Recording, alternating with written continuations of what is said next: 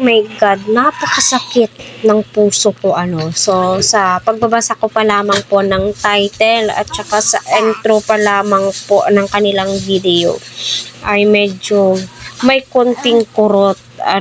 Grabe masasabi mo po ang best actress po talaga itong si Carla, no? So, ako lang ba yung na-prank? Si Kuya Jomar o si Papa Joms, di po niya alam kung ano yung isasagot niya. Yung tipong gulat na gulat siya sa mga sinasabi ni Carla sa kanya. So, sino ba naman ang hindi magugulat, no? Pagbungad pa lang sa'yo, season 3, part 39, ganun na po agad yung banat ni Carla, Marami pong mga jomcar ang nagsabi, napakasakit.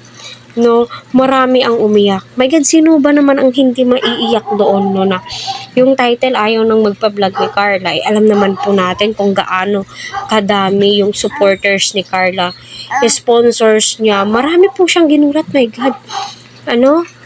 Si Papa Joms nga ay bigla-bigla nilang napapatingin ng ganun, no? Di mo ma-explain kung ano yung mararamdaman niya. Ikaw na nanonood, di mo rin po ma-express na yung tipong gusto mong lumusot sa cellphone, yung tipong gusto mong pumunta doon, no? My God. Grabe, no?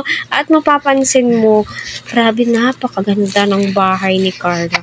Malaki po yung pinagbago, yung before at after. Sana matunghayan din po natin sa channel ni Kuya Val, yung istorya ng buhay ni Carla, part 1, yung step by step, yung milestone kung paano gumanda yung buhay niya, same kay Viancy kung napanood niyo. Ayan, hello po sa ating lahat.